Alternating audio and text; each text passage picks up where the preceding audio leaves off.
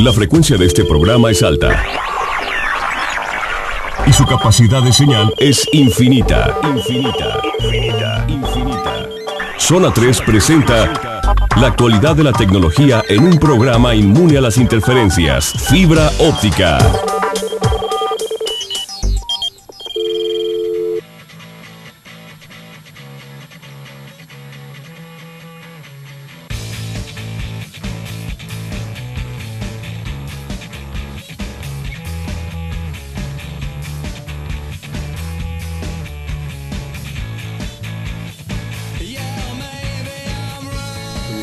Cinco con 4 minutos, ¿cómo están? Bienvenidos a Fibra Óptica, me da mucho gusto saludarles, soy Jorge Eduardo García, les invito a que se queden aquí en el 91.5 FM, Zona 3, y se enteren acerca de estos 20 años del PlayStation, el tema que vamos a tener esta tarde, así que les invitamos a que participen a través del 3122-4200 y 3122-4266. Y vámonos rápidamente a presentar a nuestros invitados en cabina.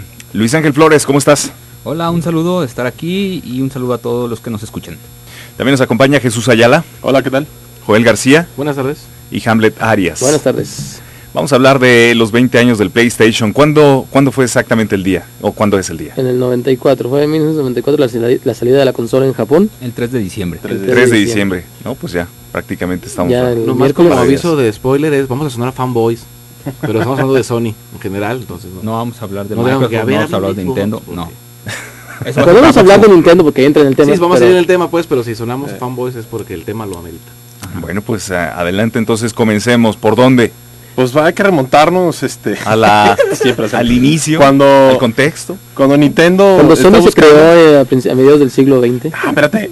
Cuando Nintendo está en busca de quién le manufacture el chip de sonido, que es el CP7700, algo así.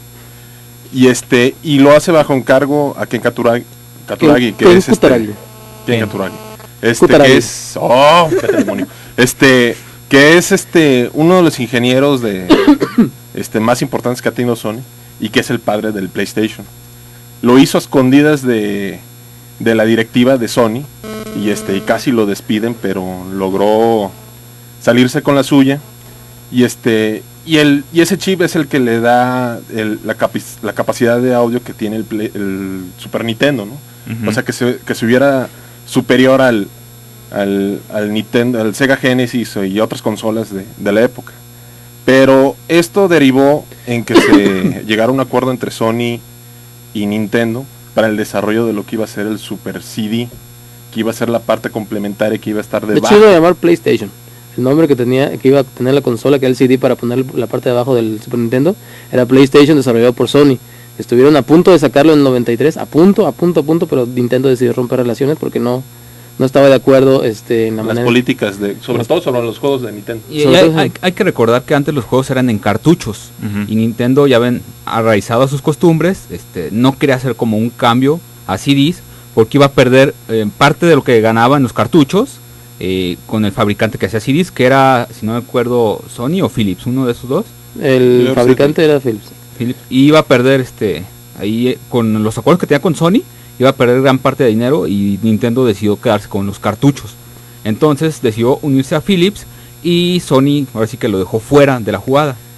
Sí, de hecho Sony pues se quedó fuera de la jugada para hacer el aditamento para el Super Nintendo, pero nada menos Norio Oga, que era el presidente de la división de entretenimiento de Sony en ese tiempo, decidió que pues, ¿por qué vamos a dejar de hacerlo? Ya tenemos toda la ayuda de Nintendo, ya tenemos toda esa experiencia, ya tenemos una consola, un aparato casi armado, ¿por qué no lo hacemos consola?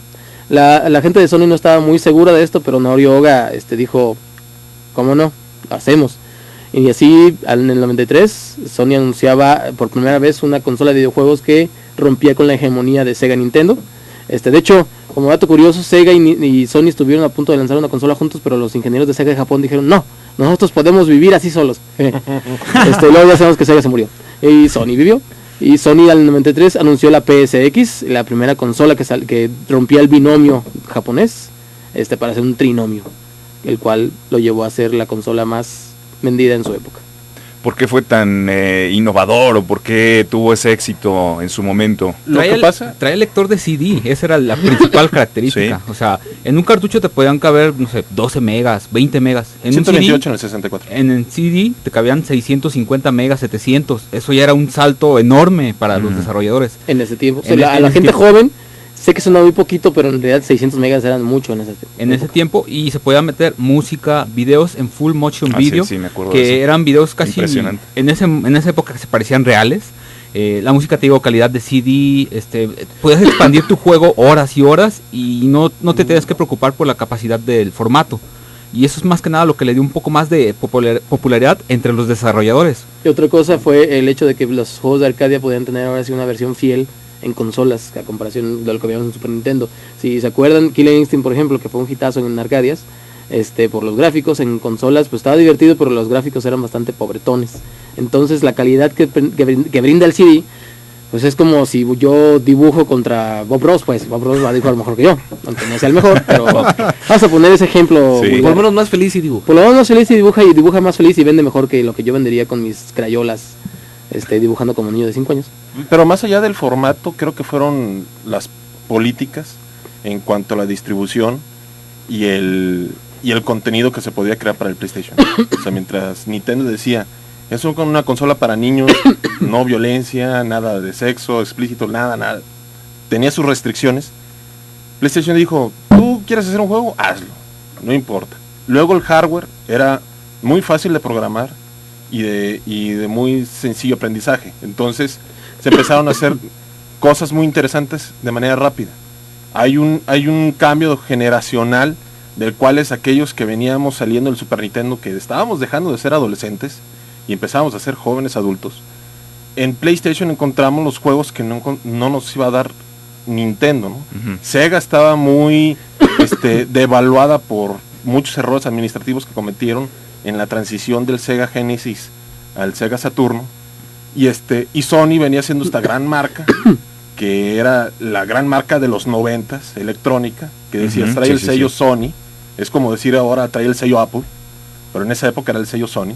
Entonces entra una consola que te da esos contenidos, ¿no? O sea, estamos hablando juegos como los géneros como el Survival Horror, como Resident Evil, Silent Hill, los Final Fantasy, por decisión de lo mismo que dice DJ, de la capacidad del tener un CD, me introdujeron de manera los cinemáticos como manera esencial, ¿no? O sea, una de las cosas que llamaba muchísimo la atención del PlayStation era, va a empezar el cinema del intro, ¿no? O ya pasaste cierta etapa, va a venir un cinema, hay que verlo. De hecho, eso fue uno de los grandes golpes que Sony le dio a Nintendo, con los juegos que ya mencionaba, Final Fantasy VII. Final Fantasy VII es un juego que estaba desarrollado para salir en el Super Nintendo, ya habían mostrado en varios Consumer Electronic Show de Las Vegas, habían mostrado varias imágenes de cómo se iba a ver, los personajes, los comandos. Y Sony, con la capacidad que tuvo su consola, con la capacidad que tenían los discos, decidió darle un guiño a Square Enix, decirle aquí te puedes desarrollar mucho mejor, aquí puedes hacer juegos más a lo que tú quieres, o sea, un juego más adulto. Y así nació Final Fantasy VII, que con las primeras cinemáticas que veíamos, con Shinra, la llegada del tren a Shinra, Cloud Strife, ya no era un personaje chibi, era un personaje un poquito con proporciones más reales como Popeye, pero proporciones más reales. Y luego a Tifa con sus grandes ojos, eran unos ojotes que tenía Tifa, con un cabello muy largo. Hay que explicarle a la Madonna por qué se ve así, porque Final Fantasy VII fue desarrollado en un principio para Nintendo 64, y así tal cual se traspasó al PlayStation, un poco modificado, y por eso se ven los personajes poligonales en el primer disco, o en los primeros dos. Ya en los siguientes cambia el aspecto de los personajes, ya se ven así bien definidos, ya bien con su personalidad como son, o sea, como su imagen. Y te digo, si te adelantas un poco más en la historia, vas a ver el cambio radical del primer disco a los otros que vienen. Bien definidos, es decir, pues, bueno, en su época. A su capacidad. Claro. Nosotros nos emocionaba mucho, ahorita lo vemos y decimos qué cosas, porque hay cartones de leche jugando en mi pantalla. Así es. Pues sí, comparado con las versiones anteriores, sí era un gran salto. Fue un salto, ¿no? Ahora, entonces fue esto de los contenidos lo que pues atrajo a las compañías productoras a llevar juegos, a llevar títulos a PlayStation.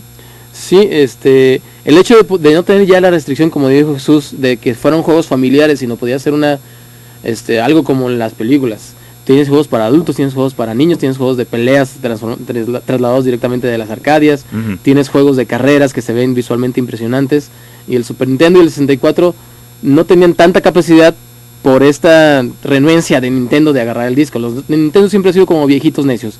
Ellos les dicen, ahí viene ya el internet, es lo de hoy. No es cierto. Lo de hoy son los discos de 3.5, no, flexibles. Ponte a jugar con tu amigo de al lado. Ponte a jugar con tu amigo de al lado. Queremos jugar, queremos ser... Ve a su casa. Queremos olernos, no queremos... Irónicamente yo prefiero al amigo al lado que... Sí, porque tú eres un viejito igual que los de Nintendo. Sí, claro. Pero a las masas les gustó todo esto, pues...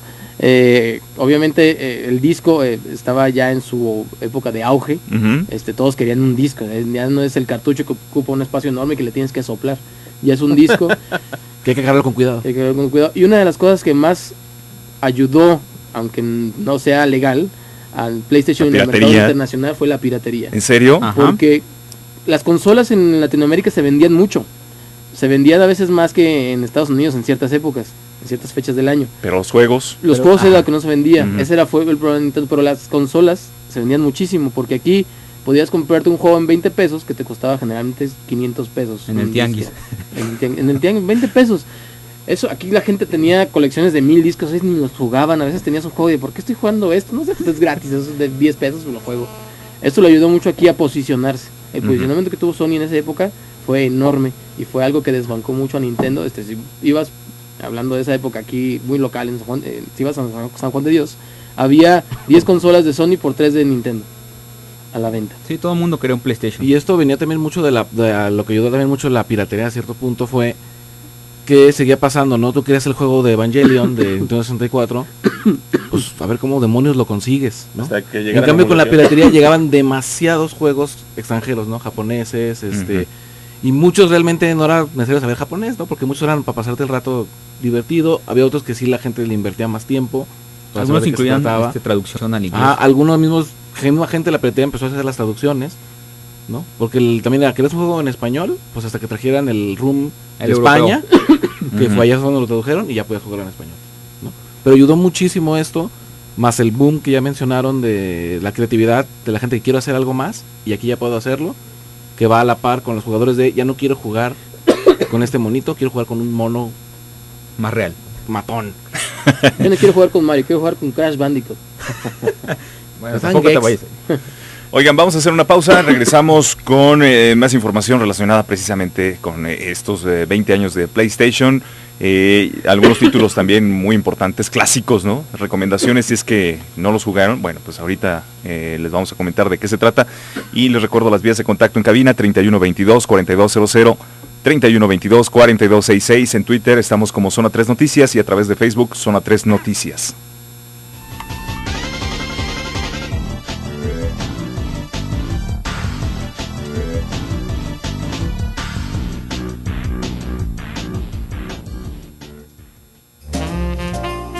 Felicidad plena para esta Navidad. Son los deseos de Zona 3, 91.5 FM.